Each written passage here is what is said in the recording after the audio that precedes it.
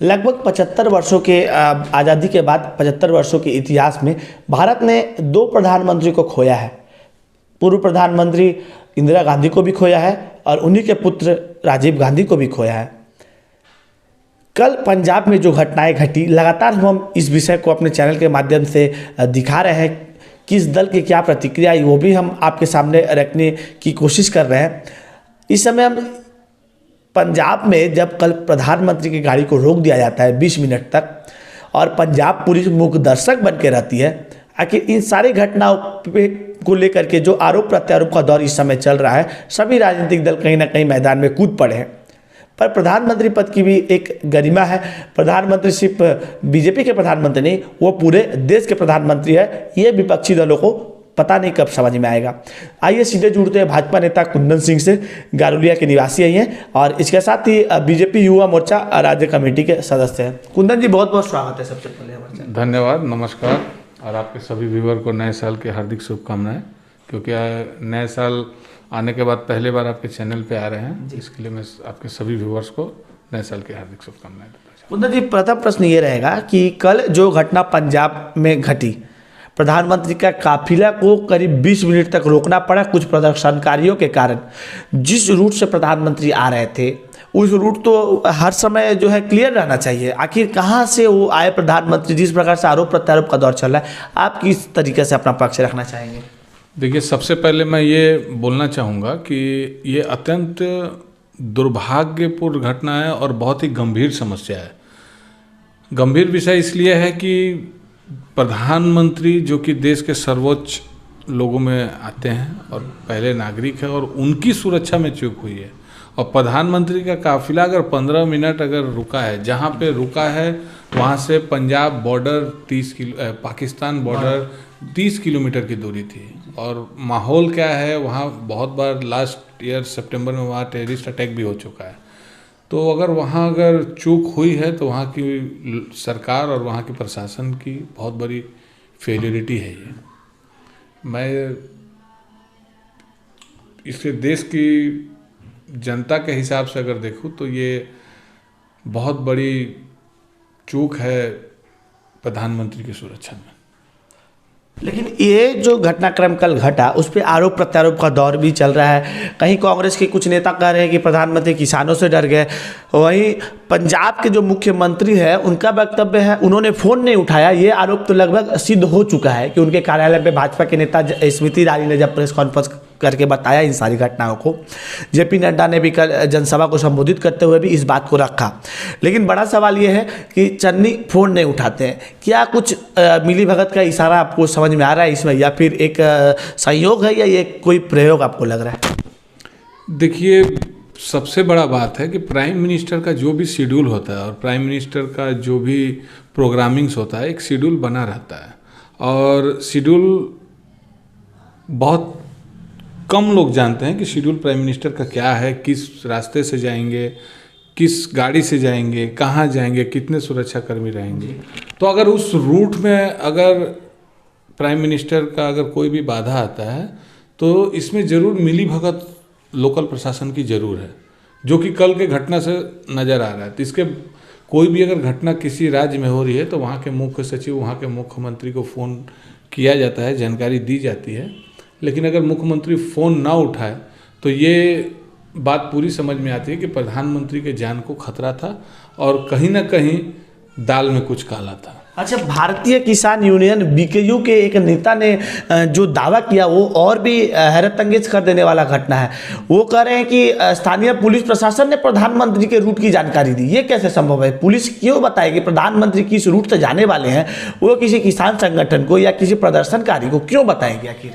देखिए, अगर उस संगठन का कोई सदस्य अगर बोल रहा है कि पंजाब पुलिस के अधिकारी ने ही बताया कि प्राइम मिनिस्टर इस रूट से जाएंगे, बिल्कुल। तो ये तो पूरी दुनिया ने टेलीविज़न पे देखा है।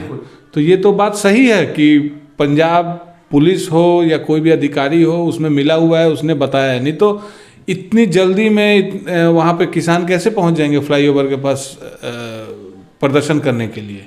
अगर कोई मिला नहीं होता तो उन्हें जानकारी कैसे मिलती? आज प्रधानमंत्री घोषपारा रोड से जाएंगे तो बिना लोकल प्रशासन का कोई भी आदमी अगर खबर को लीक ना करे तो ये किसी को पता नहीं चलता है इतनी जल्दी, क्योंकि प्राइम मिनिस्टर का शेड्यूल कुछ और था जो सूत्र से देख रहे। मुझे भी नहीं पता है कि प्रधानमंत्री का शेड्यूल क्या था। प्रधानमंत्री का प्रोग्राम था फिरोजपुर में, ये पता था, लेकिन वो किस शेड्यूल से जाएंगे, हेलीकॉप्टर, ये तो मुझे भी नहीं पता था।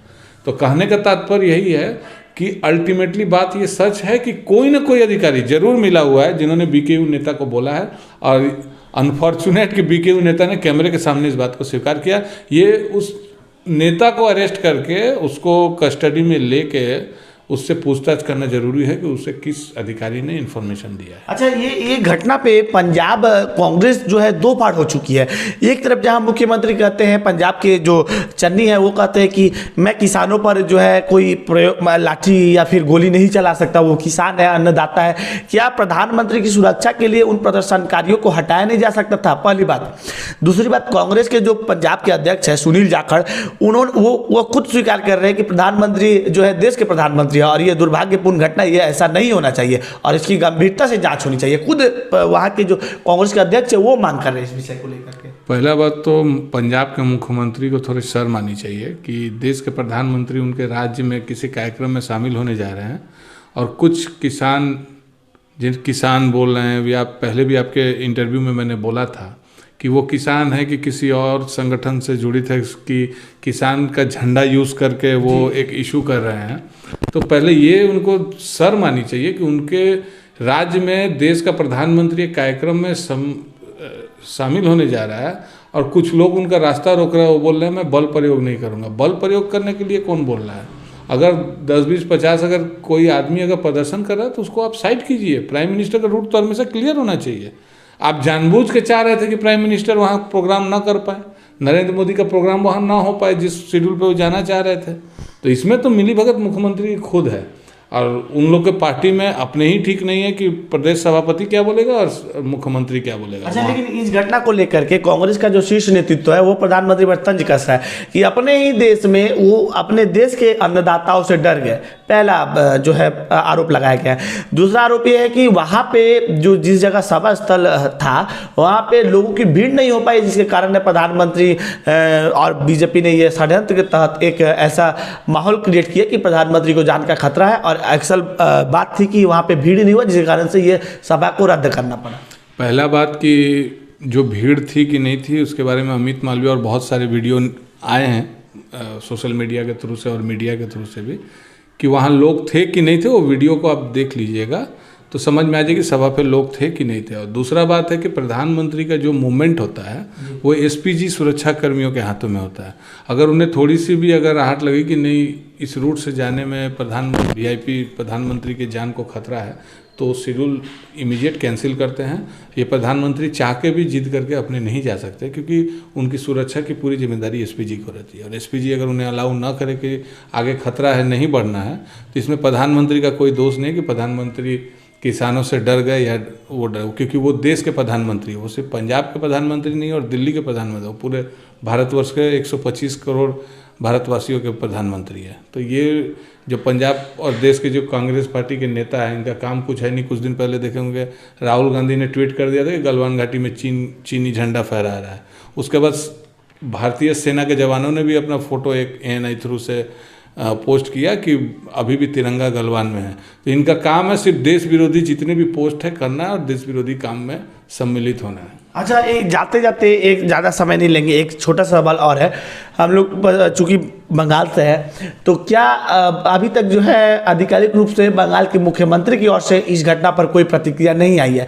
क्या आशा किए हुए हैं या अपेक्षा करते हैं आप राज्य की जो मुख्यमंत्री से? तो इनसे ज़्यादा कुछ आशा नहीं किया जाता है। ये प्रधानमंत्री के विरोध में ही जो बोलेंगे क्योंकि पास्ट में भी हमने देखा है कि इन्होंने प्रधानमंत्री को कमर में डोरी बांध के घुमाएंगी। नहीं, प्रोटोकॉल बोल के भी तो कुछ होता है। देखिए, प्रोटोकॉल अगर पहले रहते तो बंगाल में भी इस तरह की घटनाएं हो चुकी है।